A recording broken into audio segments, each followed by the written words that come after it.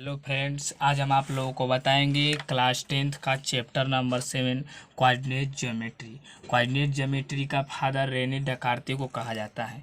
हालांकि आप लोगों को 9th क्लास का बेसिक जानकारी होना चाहिए। 10th क्लास में आप लोगों को जो जानना है वह है डिस्टेंस फार्मूला, जो कि कोऑर्डिनेट ज्योमेट्री में आता है। डिस्टेंस फार्मूला, इसको दूरी सूत्र हम कहते हैं।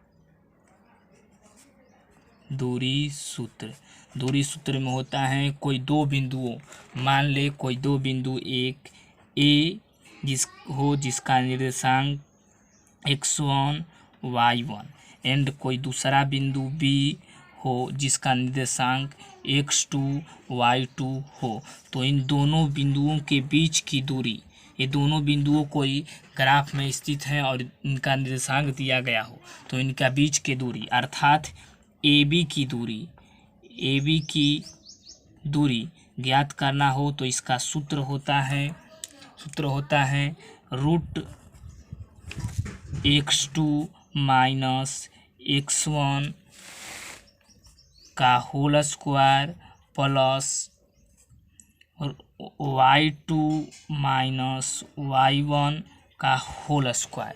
इसके सहायता से आप कोई दो बिंदुओं के बीच की दूरी ज्ञात कर सकते हैं। इससे भी अगर इजी कंसेप्ट करना हो, जैसे मैं आप लोगों को बता दें, कोई मूल बिंदु हो, मूल बिंदु से दूरी,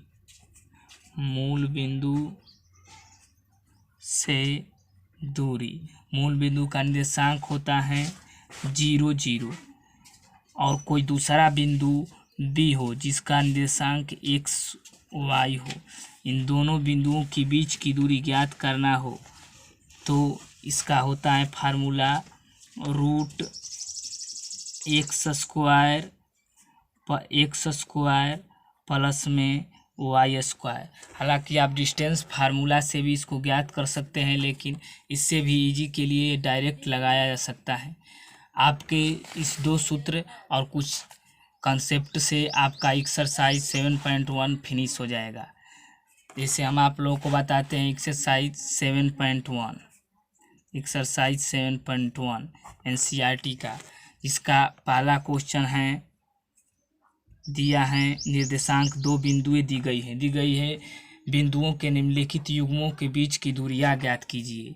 बिंदु हैं 2 3 और दूसरा बिंदु है 4 1। ये दो बिंदुएं हैं, इन दो बिंदुओं के बीच की दूरी हमें ज्ञात करना हो। मान ले कि आपका पहला बिंदु A है जिसका निर्देशांक 2 3 एवं दूसरा बिंदु B है जिसका निर्देशांक 4 1 है। तो इन दोनों बिंदुओं के बीच की दूरी ज्ञात करना हो तो आप डायरेक्ट डिस्टेंस फार्मूला रखकर, यानी कि AB की दूरी बराबर ज्ञात कर सकते हैं। ये जो हमारा है वह x1 y1 है, इसे भी आप लिख सकते हैं x1 y1 समझने के लिए। हालांकि आप लोगों को एग्ज़ाम देते समय यह सब बातें दिमाग में रखना है, लिखना नहीं है। x1 y1 x2 y2 दूरी सूत्र आप लोग जानते हैं, रूट ऊपर लिखे हैं x2 माइनस x1 का whole square plus y2 minus y1 का होल स्क्वायर। इसीलिए रख सकते हैं मान के अनुसार x2 इसमें है, x2 है 4 और x1 है -2 का होल स्क्वायर प्लस में y2 है 1 और y1 है 3 का होल स्क्वायर बराबर हल करेंगे 4 - 2 2 का होल स्क्वायर और प्लस में 1 - 2 का होल स्क्वायर। 2 का स्क्वायर करेंगे तो 4 और प्लस में -2 का भी 4 बराबर आ जाएगा √8। √8 का मान हम 2 √2 भी लिख सकते हैं। इसके अंत में आप भूले नहीं मात्रक या इकाई जरूर लगाएं, ये इसका एक तरह से मापन होता है। इसके अलावा और भी 1 का दूसरा आप लोग ट्राई कीजिएगा और तीसरा आप लोगों को थोड़ा बता दे रहे हैं हम। यह था पहला, तीसरा बता दे रहे हैं। देखिए आपका दो बिंदु दिया गया है ए बी और दूसरा बिंदु है माइनस ए माइनस बी।